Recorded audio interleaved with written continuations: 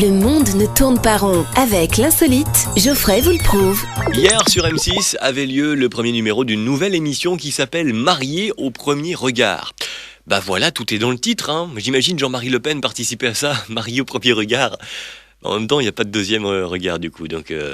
Non mais c'est vrai, c'est discriminatoire un peu comme truc. Gilbert Montagnier par exemple peut pas jouer. Marié au premier regard, tu prends deux inconnus, tu les fais se regarder, puis tu les maries. Non mais bon, quitte à marier deux inconnus, je sais pas, on peut faire marier au premier coin de rue, marier au premier arrêt de bus, tu vois, il pousse le concept quand même de la télé-réalité de plus en plus loin.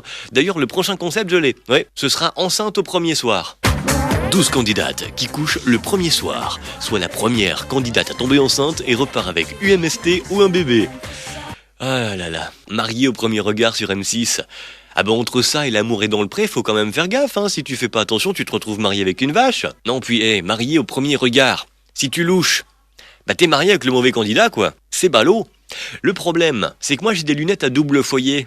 Alors est-ce que c'est considéré comme de la polygamie par exemple ? Non mais enfin c'est quand même bien foutu M6, hein. Au premier regard t'es marié, puis dans l'épisode 2, t'as Stéphane Plaza qui te trouve un appart, comme ça tu peux organiser dans l'épisode 3 un dîner presque parfait. D'ailleurs c'est assez proche comme émission je trouve, marié au premier regard et un dîner presque parfait. Ah bah c'est-à-dire que tu y vas mais tu sais pas trop si c'est bon quoi, hein. Pour autant le concept plaît, hein. Morandini par exemple voudrait déjà l'adapter, ça s'appellerait Casté au premier regard. Ça me fait penser à cette chanson de Daniel Balavoine.